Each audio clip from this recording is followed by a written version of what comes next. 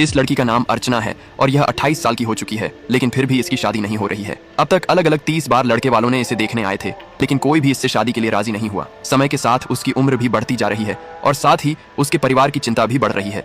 अर्चना देखने में भी बहुत खूबसूरत है और पेशे से एक स्कूल टीचर है, फिर भी बार बार उसे रिजेक्ट किया जा रहा है। कुछ दिन बाद एक सुबह अर्चना के फोन पर मैरिज ब्रोकर का कॉल आता है। ब्रोकर बताता है कि जो लड़के वाले आज उसे देखने आने वाले थे वे नहीं आ रहे, क्योंकि उनके अनुसार अर्चना की उम्र बहुत ज्यादा है। यह सुनकर अर्चना नाराज होकर कहती है, पहले बता देते तो अच्छा होता, मैं स्कूल चली जाती, अब तो बस भी नहीं मिलेगी। ब्रोकर उसे सांत्वना देते हुए बताता है कि मंगलवार को और एक लड़के वाला आएगा, तुम तैयार रहना। ब्रोकर का फोन रखकर अर्चना घर में जाती है और सबको बताती है कि आज लड़के वाला नहीं आएगा, इंतजार करने का कोई फायदा नहीं है। फिर वह दीवार पर लटके एक लिस्ट के पास जाकर आज की तारीख का 30 नंबर का नाम काट देती है। वह लिस्ट वास्तव में उनके नामों से बनाई गई है जो एक एक करके उसे देखने आए थे, लेकिन अंत में शादी के लिए माना कर दिया था। लड़के वाले अर्चना को देखने आने वाले थे, लेकिन वे नहीं आए क्योंकि अर्चना की उम्र बहुत ज्यादा है। उस दिन अर्चना स्कूल की बस मिस कर देती है, इसलिए उसे तैयार होकर चलते चलते स्कूल जाना पड़ता है।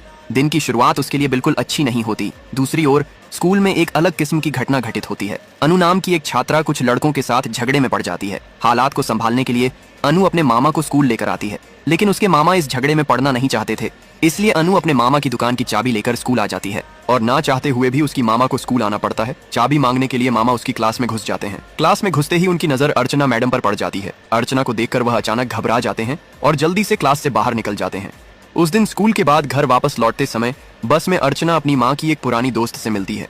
बातचीत के बीच वह महिला उसके शादी के बारे में बात करती है और कहती है, 25 साल के बाद लड़के ढूंढना लड़कियों के लिए मुश्किल हो जाती है और तुम्हारी उम्र तो 28 हो गई है, अब तो समय खत्म हो रहा है। बस से उतरकर अर्चना घर की तरफ जाने लगती है और तभी उसके सामने फिर से मैरिज ब्रोकर आ गया। वह अर्चना से कहता है, तुम चिंता मत करो, मैं तुम्हारे लिए जल्दी ही एक अच्छा लड़का ढूंढ लाऊंगा। लेकिन इस बार अर्चना ब्रोकर की बातों पर ज्यादा ध्यान नहीं देती। वह चुपचाप घर की ओर बढ़ जाती है। घर में दाखिल होकर देखती है कि पड़ोस की 2 महिलाएं किसी विषय पर जोरदार झगड़ा कर रही हैं और उसकी माँ इनमें काफी मजा लेती है। घर में अर्चना देखती है कि उसका भाई बैठा है। उसके भाई का नाम सुंदर है और वह अंजू नाम की एक लड़की से प्यार करता है, लेकिन अंजू की माँ सुंदर को स्वीकार नहीं करना चाहती और इसके लिए उसने दूसरे लड़के देखने शुरू कर दिए हैं। इस बारे में सुंदर अपनी बहन अर्चना से बात कर रहा था।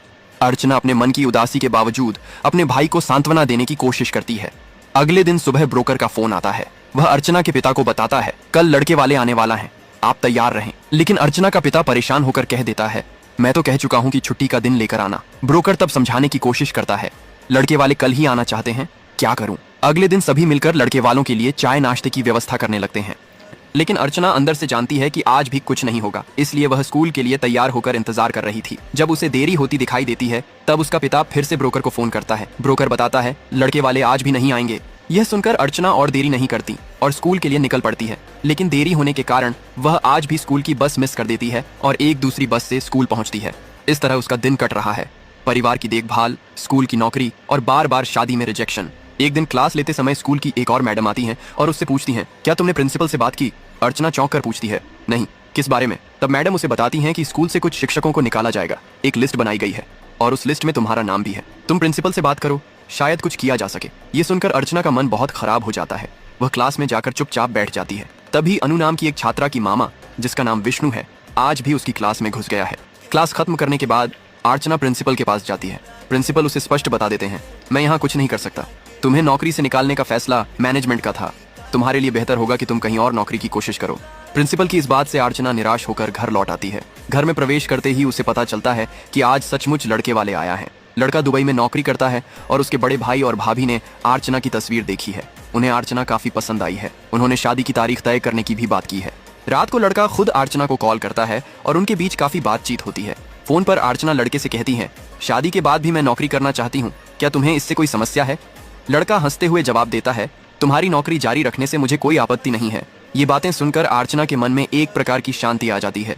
वे कुछ देर बातचीत करते हैं और बातचीत के बीच अर्चना को उस लड़के के प्रति भी आकर्षण महसूस होने लगता है। वह मन ही मन तय कर लेती है कि वह इस शादी के लिए तैयार है। फिर अर्चना अपने कमरे की दीवार पर लटके उस कागज में 31 नंबर जोड़कर उसके पास विन लिख देती है।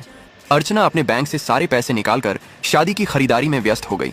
फिर हम देखते हैं कि शादी के पहले की रात घर में सब लोग व्यस्त और खुशी में हैं। पड़ोसी और रिश्तेदारों से घर भर गए हैं। कोई नाच रहा है, कोई गा रहा है और कुछ लोग खाने का इंतजाम कर रहे हैं। महिलाएं खाना बनाने में मदद कर रही हैं, लेकिन अर्चना थोड़ी सी टेंशन में थी क्योंकि पिछले 2 दिनों से प्रसाद का फोन बंद था। यह बात उसे चिंता में डाल रही थी। फिर भी अगले दिन दूल्हा आ रहा है, ये सोचकर वह खुद को शांत रखने की कोशिश करती है। अर्चना अपने कमरे में आईने के सामने खड़ी थी। उसे खुद पर विश्वास नहीं हो रहा था कि अगले दिन उसकी शादी है। इस खुशी में उसने अपने दरवाजे को बंद करके नाचने लगी। नाचते नाचते अचानक उसका भाई सुंदर कमरे में आ जाता है। सुंदर बताता है डेकोरेटर्स के लोग कुछ पैसे मांग रहे हैं और बाहर एक बुजुर्ग व्यक्ति आया है जिसे हमने बुलाया ही नहीं, तुम जाओ और देखो। अर्चना बाहर आती है और बुजुर्ग व्यक्ति से पूछती है आप कौन हैं, लेकिन वह व्यक्ति कोई जवाब नहीं देता। अर्चना उसे पूछती है क्या आपको भूख लगी है।